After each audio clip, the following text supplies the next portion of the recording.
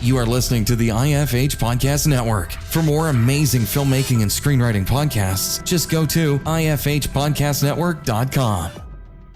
This episode is brought to you by Sapelo Insurance. Sapelo is Georgia's premier film insurance agency. With over 10 years of experience in commercial lines and with film industry professionals on staff, Sapelo offers you the insurance you need for your next project, including equipment, general liability, auto liability, workers' comp, guild travel, and more. Contact Sapelo when you are starting your next production. For more information, check out their website at sapeloins.com.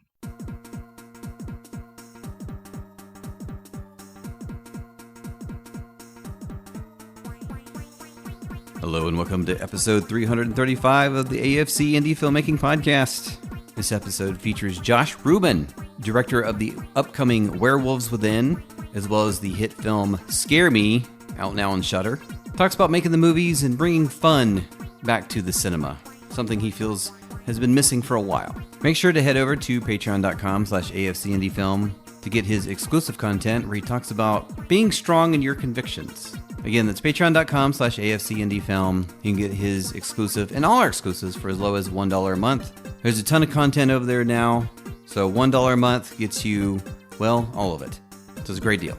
There are other perks, including a mention on the show, just like Ken Merritt got. Thanks, Ken, for the support of the podcast. So make sure to head over there and check it out, patreon.com/AFCIndieFilm. Before we get started, I need to tell you about our sponsors, Element Certified Public Accountants and Consultants. They're based in downtown Atlanta. They're a film, television, and entertainment-focused accounting firm. They provide tax credit audits, individual and corporate tax return preparation, loan-out company creation, and production accounting. Now, if you're like me, all that stuff is very confusing because it has to do with money, and you're bad with money. I mean, if I was good with money, probably wouldn't be working in the film industry. So, you need someone like Element to come along and help you out. You know, you got those money signs floating around in the back of your head. You're like, I can't think about this right now. I've got 14, 15-hour day here on set. I own a production company. I actually own 2 production companies. So, it doesn't leave a lot of time to, balance the budget.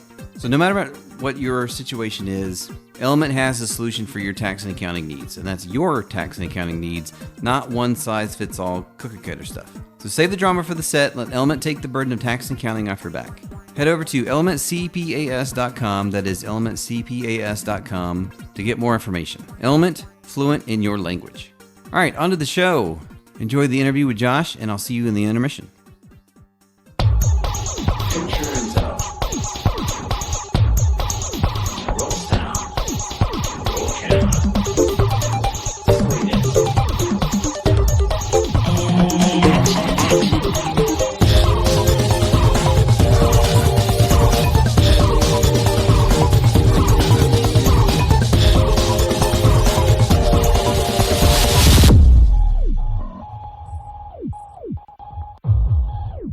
Funny, on our show, we have a little spin-off series called The Pitch, where a filmmaker named Molly Coffey is running through steps to making a film. And, it's always very complicated.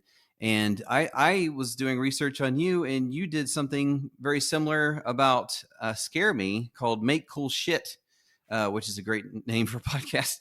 So I'm curious about that. What made you want to do that show and to teach the process of the pains of making a movie? Well, that was thanks for mentioning that one. That was a really awesome opportunity, because what it was actually set up through my manager, Brian Steinberg. He was like, look, these guys, Danny and Mike, would love to invest in Scare Me on the condition that they can make a podcast series about the making of. Okay. Yeah, so those guys are actually investors in Scare Me, and for their basically getting skin in the game, they were able to basically get a docu show out of it. And I'm a huge Project Greenlight fan. I thought it was, gosh, we'd have an audio podcast, a narrative, or rather a docu podcast about the making of my first feature. Like, what an incredible time capsule for this, this moment in my life, for this Herculean effort. And so it was a no brainer. Listening back over it, and especially having my longtime friend just sort of serendipitously come aboard, Aaron Kafitz, to host it and co-write it, it just made the project all the more personal and impactful for me. And it's really made quite a splash. I think people are responding to it. They just it just far exceeded my expectations. I'm thrilled that it exists. Yeah, I think it's great. And just what's the whole saying about extending a ladder down once you climb up to the top to help other people? It's like, here's what I've learned, so you don't have to stumble like I did. Which is kind of what this podcast has been about, actually. So I think that kind of thing is super cool, and it's a great idea. People love that kind of content in because it is kind of a mystery. Like, how in the world do you find money? Like, what happens when so and so leaves a project and you're left scratching your head? All these kind of questions are very helpful to know the answers to. So I think it's amazing. Yeah, it was a hell of a process, and everything was a question mark at the get go, from the money to the casting of it all. With the exception of the intention, Brendan Banks, my cinematographer and co-producer, he and I had been making videos for a long time, including shorts. That was how we sort of started working together. I guess after our time at College Humor. And we just knew we wanted to will this thing into existence. We knew we wanted to scratch this sort of bucket list item off the belt. And the fact that we got to not only make a movie, but make a movie with the likes of Aya Cash and Chris Redd and Becky Drysdale, but to not only, make a movie in the Hudson Valley where I grew up, and where I sort of imagined all of these wonderful things coming to fruition, and then for it to get acquired by Shudder, which I love as a platform, and then for it to get accepted to Sundance. It was like one thing after the other after the other. It was like at every turn, let alone the press that came with it, the people I was able to talk to, whether a, kind of mom and pop indie podcast out of the Midwest to, the Final Draft guys or Deadline or whoever. The whole thing was a damn thrill. It was like truly a Duplassian, sort of testament to, yeah, you can will these things to life if you just kind of do it. Yeah, and I mean, I was watching Scare Me, and I'd heard about it before, and then when you agreed to come on the show, and I was like, I obviously need to finally watch this thing. And you do research for interviews, and you watch people's movies and stuff, and you're just hoping, oh God, I hope this is good, and I don't have to lie. But Scare Me was, I mean, I obviously the movie, I had so much just fun watching the movie, and I could tell that it was fun to make, from writing to showing it to people. Like, it felt like I could feel the fun come off the entire process, if that makes any sense. Because sometimes making movies at points is not fun. There's a lot of work involved, but when it felt like Scare Me was just, it exuded fun. In one of my favorite comments I saw about it was, someone said it's like a middle finger to the idea that you have to show, not tell, because that's essentially the film is people telling fun stories, and there's not a lot of showing, but it still feels amazing and fun and vibrant. It's crazy. So you got to tell me, as a screenwriter myself, how in the hell did you get that? What was your process behind just keeping the ball rolling with essentially people in a house telling stories? It sounds insane to me. Yeah, it was kind of weird. I mean, but it's sort of the most personal thing I've ever made, in the sense that it is so what I did, who I am, and how I act in my alone time. Yeah. I as like a as a kid who didn't have many friends and had a massive imagination, and who grew up kind of feeling a kinship to the likes of people like Robin Williams, who grew up in a similar way, and who I felt like I had some kind of a creative connection to, because here's someone who's not only creating worlds for all of us to see in one man shows, but so clearly has that one, that expansive imagination and playfulness, And I think I, growing up in a time when he was sort of, someone I worshipped, as also a kid who would, retreat to the attic as sort of he did and played with action figures and create voices and the like. As I matured, as I got older, that became kind of a coping mechanism slash like way of self entertaining, way of self soothing, that then I thought, well, this might be a really interesting personal way in on a creative scale, in terms of a vehicle, especially too as I once I'd graduated a 2-year acting program in the city, of which Paul Sills and Mike Nichols were one of my instructors. Mike Nichols would come in when he wasn't shooting the likes of Angels in America or whatever, or directing Mm-hmm. Spam a lot. And Paul Sills specifically, his mother created theater games. His mother is Viola Spolin. He helped create Second City essentially, and that so tapped into everything I ever wanted to kind of experience on a creative level, creating objects out of space, worlds out of space, and just sort of expanding my imagination. So I thought, well, shit, what if we took this kind of device and brought other actors in, and just kind of went for the ride, while congruently, by the time I'd started writing Scare Me, the Me Too movement was truly up and running in momentous fashion, and comedic heroes left and right were sort of being outed for this abusive power tripping, Aziz Ansari notwithstanding. I think he was the one that really kicked my ass into gear to go, okay, fuck this, I'm gonna write about this with something to say and hopefully not be too ham-fisted about it.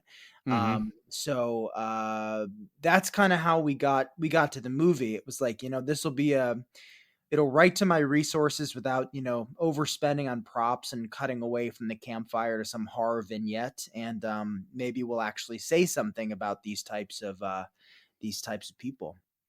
Nice. And I'm sure I'm not the first person to point this out, that there's a whole spiel in Scare Me about how difficult it is to do a werewolf movie. And then now you're doing Werewolves Within, which my wife makes fun of me the way I say wolf. It just is like there's an L in there, and I can't seem to do it. Wolf, No wolf. shame. Anyway, I'm sure I'm not the first person to point that out, but that struck me. I was watching Scare Me. I was like, hey, there's a and she's right. It is very difficult to do a wolf movie. God, wolf, what's wrong with me? Anyway, it's hard to do It that sounds without. great to me. Okay, good. Thank you. Damn it. It is hard to do that without falling into tropes. But yeah, tell me about getting on Werewolves Within and everything, and how that came to be. Well, I came aboard and pitched on the project via Vanishing Angle, who the producers Matt Miller and Natalie Metzger had seen an early cut of Scare Me and asked if I'd be willing to throw my hat in the ring, and I pitched on it and basically won the job. And then it became about, making it as kind of funny and as much of a thrill ride as I possibly could. And I think part of why I got the gig was because it is a very personal film to me. As much as I'm a horror fan, I grew up loving all things Freddy and Jason. I'm pretty, I'd say, more afraid of people. And I think as good as a person I am and as raised to be like as nice of a man and good of a human being, I do have anger in me, an animalistic, self, as it were. And so there's interesting commentary there, insofar as the characters, the world of it all, but the fact that all of us have, a monster within. We all have werewolves within us, and Mm-hmm. and that's not even touching on the fact that I grew up in the Hudson Valley where we shot, and I did feel like an outsider, and also, think that there's something quite magical and congruently creepy about the woods surrounding. And do you feel the any sort of pressure from the fact that there's this long stream of films, video game movies? Do you see this as a video game movie? Actually, let me ask that first. Do you see that? Do you feel like this is a video game movie, quote unquote, or Well, not? Like, I suppose I need to learn to kind of get away from the it being a kind of negative connotation, which was my first kind of instinct in hearing that it was, and that it was a Mm-hmm. Ubisoft project, because you know, you can make a wonderful art out of pretty much any IP if you're given the freedom as an artist to like put yourself into it, you're back into it on a personal level. So I think ultimately, or initially rather, I thought this was going to be something of a video game movie. And then talking with the Ubisoft folks, they were like, "You don't owe us anything of this world, to the IP of the game. You don't really owe us Mm. anything other than to make a good movie." And Mm. Okay. Oh, that's the nice. it was really nice because the swing I took was, "Hey, what I read. I'm only gonna tell you what I think, and then I'll walk away. Like, no hard feelings if I don't get the gig." I see an Edgar Wright Amblin-esque irreverent comedy with a creature, and I think there's something that could be really fun and commercial here, and perhaps evoking of the kinds of Amblin-esque films, of sweeping films that were quite a ride, the Joe Dante era, Mm-hmm. back then, and we can we can actually do that successfully here and for the time and the budget. And luckily, they went for it. They agreed. They felt it, and they thought that I was a halfway decent decent choice. I'm glad it worked out the way it did. I feel like it's also got the benefit of, this isn't Super Mario, but no offense to Werewolves Within and Ubisoft, this isn't Super Mario Brothers, where someone who has been playing I mean, I saw that in the theater, aging myself a little bit. They're like, Same. I mean, yeah, yeah. So, I mean, you were probably there too. Like, what in God's name is this? Like that you play the game so much and you're like, that's not Yoshi. That's not a Koopa Troopa. What is happening? But Dennis we're Hopper in a werewolves. big bucket. Yeah. My God, that movie. Jesus. Or something like Street Fighter, where they felt like they had to literally cram every single character that has ever been in a Street Fighter, except for Fei Long for some reason. They left him out, just the one character. But, I like, know. God bless Raul Julia, though. God oh bless him. my God, that is the ultimate. That is the ultimate commitment to a role. I mean, it's amazing, and it's his last role. Just good. Oh my God, so good. But the rest of the movie, he's in a different movie altogether. But yeah, but you have something like that. There's so much expectation. With here, it's like, oh, this is based off a video game, but there's a lot of leeway, which it sounds like they realized, which is great. Yeah, absolutely. I think that the wonderful thing about what they're doing at Ubisoft, with Margaret Boykin and Jason Altman kind of at the helm, is they, I think they're succeeding, or certainly going to succeed in this new kind of era of films, at least under the Ubisoft umbrella, because they're so filmmaker forward, because they're artist Mhm. forward. And you can kind of equate it to what Blumhouse is doing to a degree. It's like, look, there's only so much control we're gonna have. We'll just write you the check and just cross our fingers we turn out with something great. They weren't as hands off with Ubisoft, and I'm grateful that they weren't. But it's a testament to their trust that it turned out to be what it is. I think it's going to be a hell of a crowd pleaser, the kind of film that I think we could all use right now. Yeah, yeah. And the trailer seems like it's getting a lot of good buzz about it, which is great.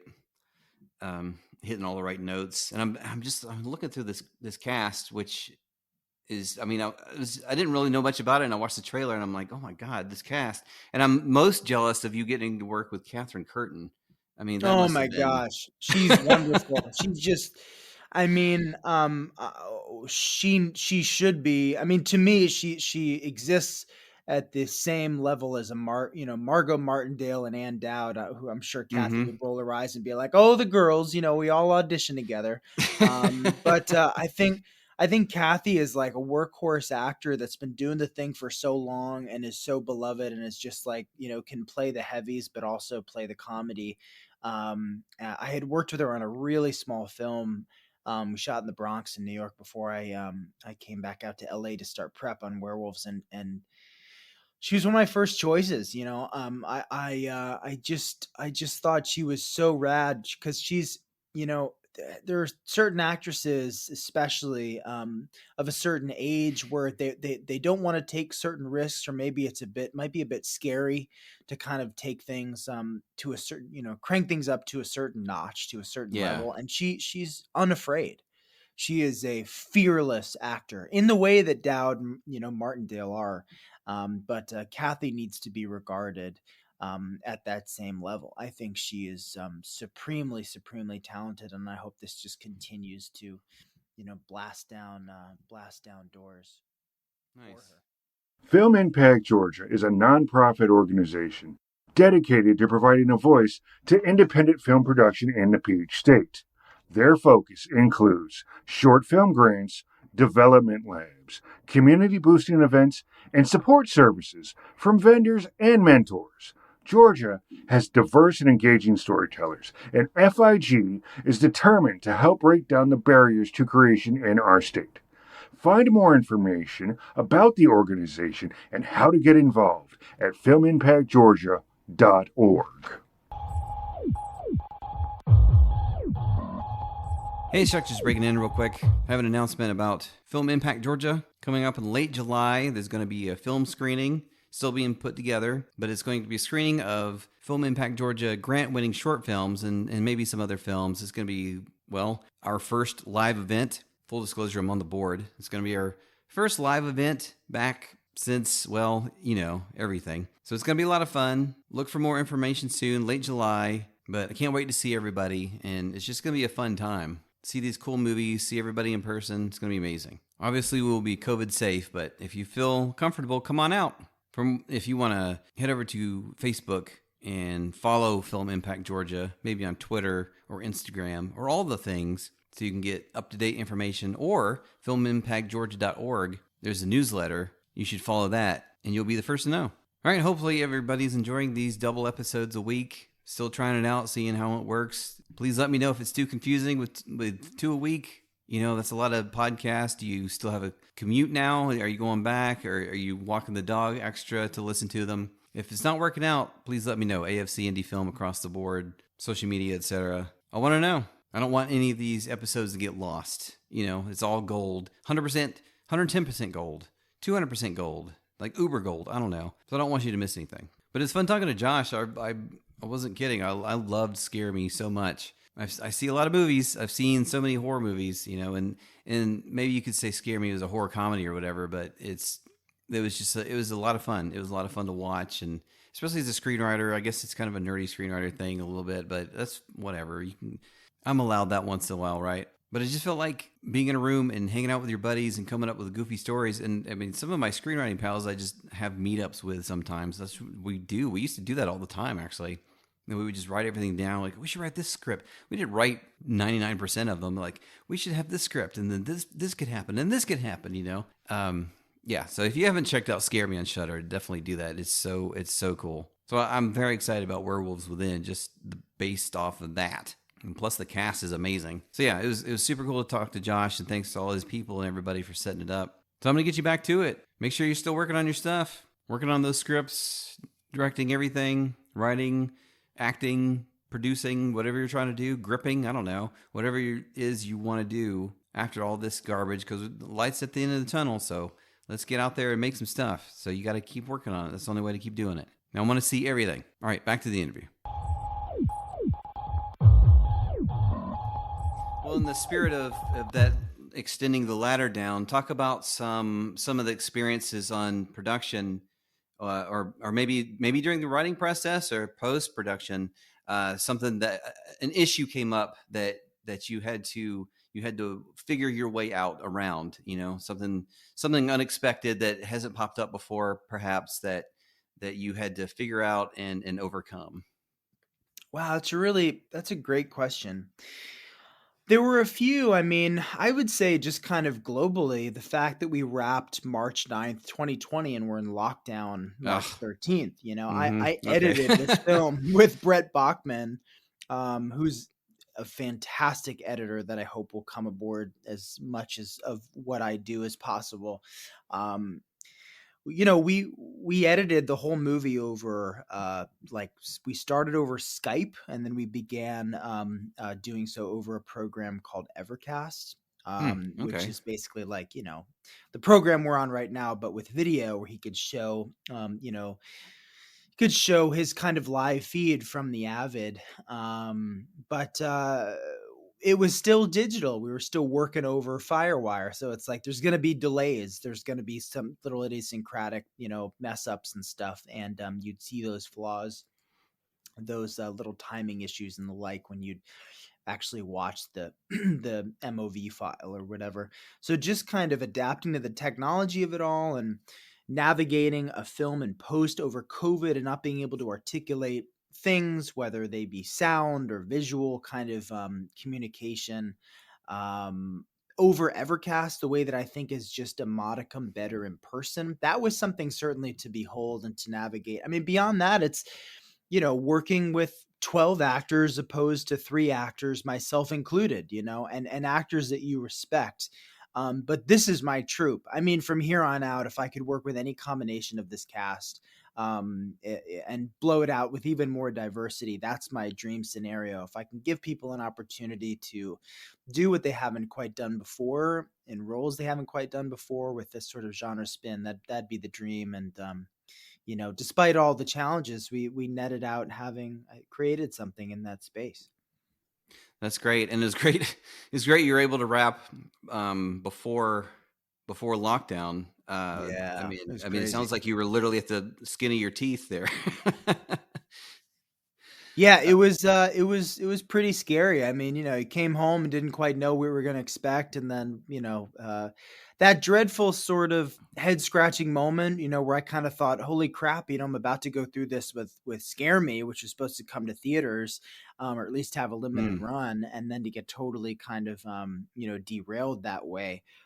We were all sort of fearful. What's the question mark future of movies, and to be on the other end of that, where there's the movies are back campaign and the Yeah. mask argument AMC's kind of having right now and everything. It's a good problem to have. I'm extremely grateful that coming out of this, people will be able to enjoy this kind of a buoyant thrill ride.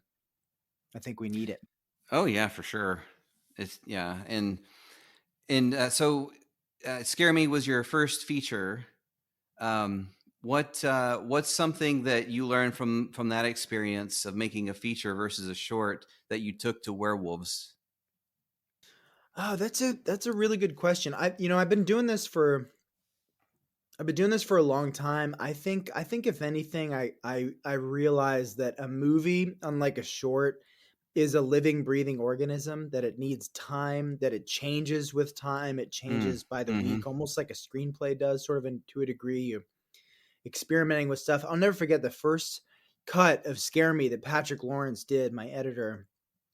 I was like, "Oh, this is brilliant. 2 hours, 12 minutes. It's nice and talky." And he was like, "Buddy, you're going to need to cut at least 30 minutes out of that," which I don't even think I think we did, maybe 30, where it should have been probably 45. But anyway, uh, just kind of knowing that a movie takes time, you can't quite rush through that process. And to shoot as trimly and as smartly as you can, and especially if you're not going to have reshoots. I think that was a big just sort of concrete concreting, solidifying piece of information for me, that it's this similar sort of process, the edit, as is the screenwriting process to a degree, certainly for the editor, and that your feelings are going to change, and you will at some point hit a wall where you don't know how XYZ plot line is effective, and you have to actually turn to third, fourth, and fifth parties. Yeah. I mean, I'm a huge fan of just table reads and stuff. Like talking about writing, because you get to that point where you've read this thing so many times, and you've gone over it and you edit it, whatever, and you're just tired of seeing the words, and you just don't know how they relate to other human beings. So you got to put it out there and be like, help. And I imagine that's the same thing with editing a feature.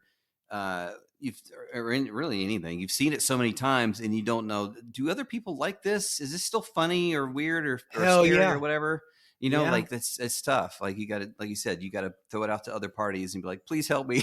You really do, and in this case, it's a spooky thing to think about. Everyone's kind of like, "Ooh, Josh, you might do a Marvel movie someday," and I'm kind of like, "Oh boy, it's tough enough when you got 6 producers who all have really good opinions and really good insight and really good experience to offer." But when you crank that up a notch, you double it. And I'm not saying that's what the Marvel experience is, but I think I was really spoiled on this project with this studio, with these producers.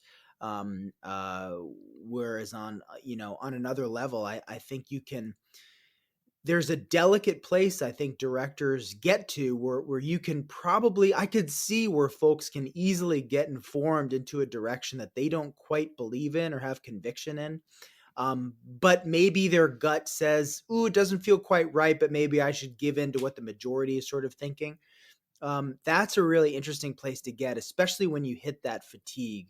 Hmm. You have to sort of put your foot down and say, to the whole crew, "Hey, I'm putting myself out there. I'm hitting fatigue. I think we all are. I think we need someone outside of our bubble, our pod, if you will, who has an opinion about this thing and might be able to offer something." And actually, in this case, Mishna was a very valuable asset by the end of production as well as the beginning. Where at the end, we could show her a couple different cuts of the movie, and for her as the writer, who developed the script through the television and film women's fellowship at Ubisoft, for her to go, "You know what? You don't need all this exposition. You don't need this scene. You don't need that scene. Fatten this up a bit. Boom. That is the move." And I think that was sort of the magic cut we ended up sort of going with in the end. She was kind of our magic objective eye. Well, that's great. She was able to look at it objectively like that. I don't.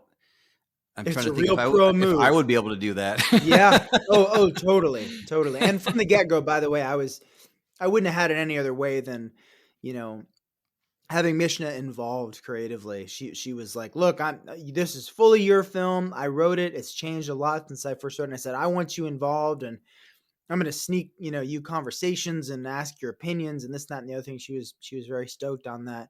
Um, I don't want to railroad or steamroll any writer because writers don't have it too good, in Hollywood, and I Yeah. don't think that's appropriate. Certainly not in this instance.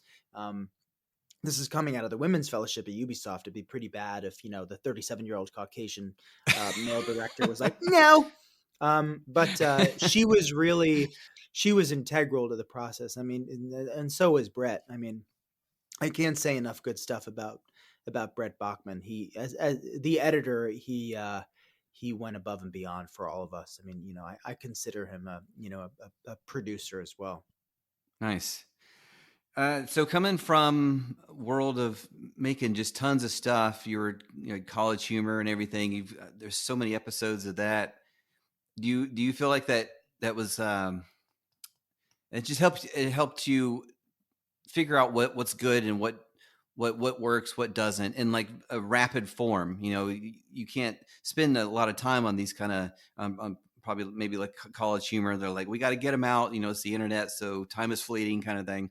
So you quickly figure out what works, what doesn't, what people respond to, what people don't respond to. Did that help you in jumping up to the feature world? Oh, hell yeah. I mean, making shorts is my film school. I started with a sketch group that I founded with a few buddies forever ago, before Flash and before YouTube. So before I Mm-hmm. knew anything about film, I was just making stuff and just fooling around and messing up. Um, and with College Humor, I mean, we moved so fast. We'd brainstorm an idea on a Monday. We'd shoot it on a Friday. And we didn't have money for a location scout. We didn't have time for a location scout. So often we would get to set and just kind of figure it out. That was my intro.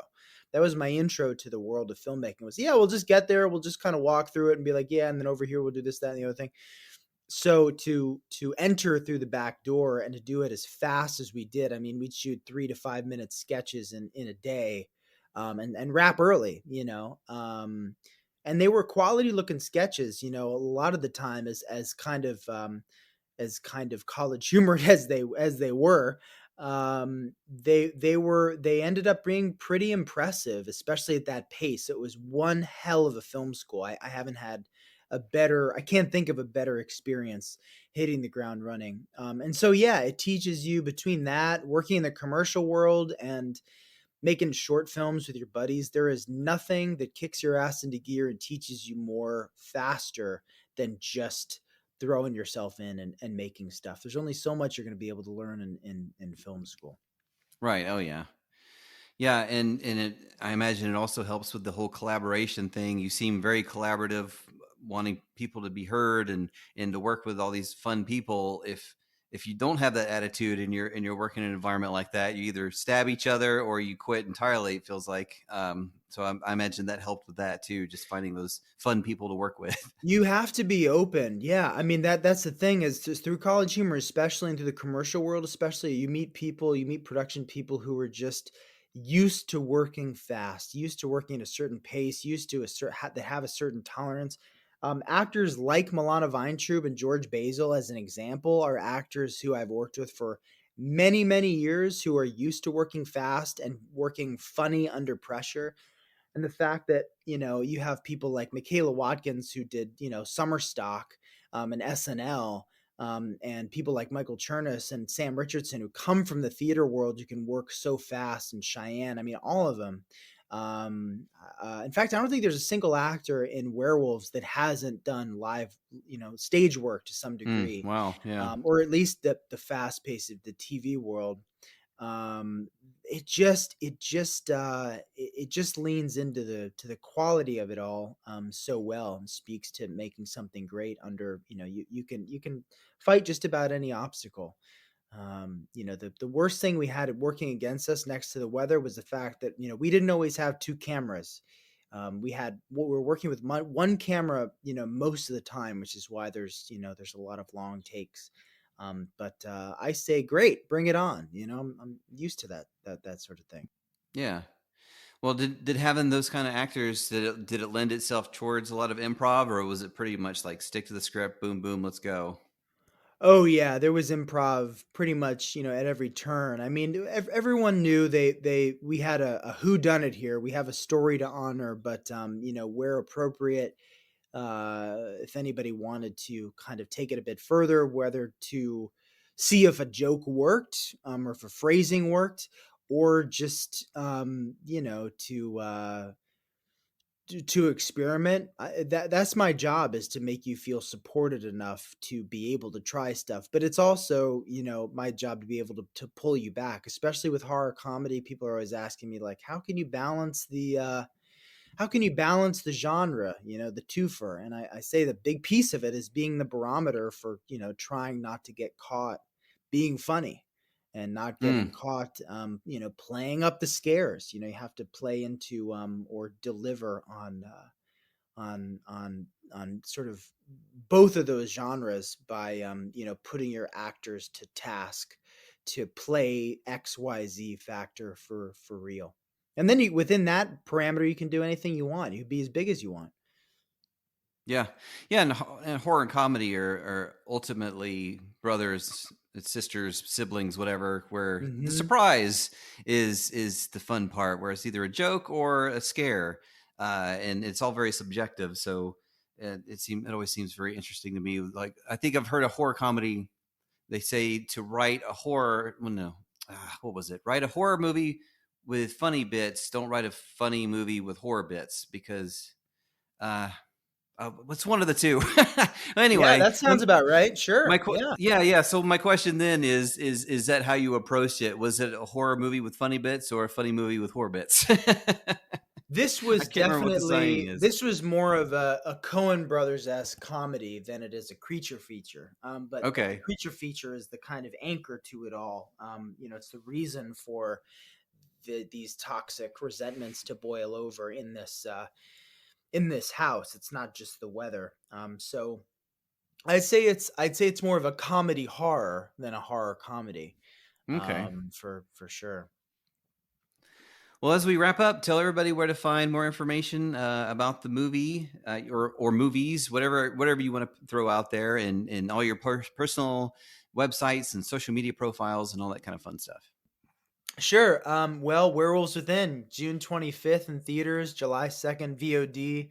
I'm Josh Ruben, the fearless director. You can find me on social media at Josh Ruben, RUBEN, not like the sandwich.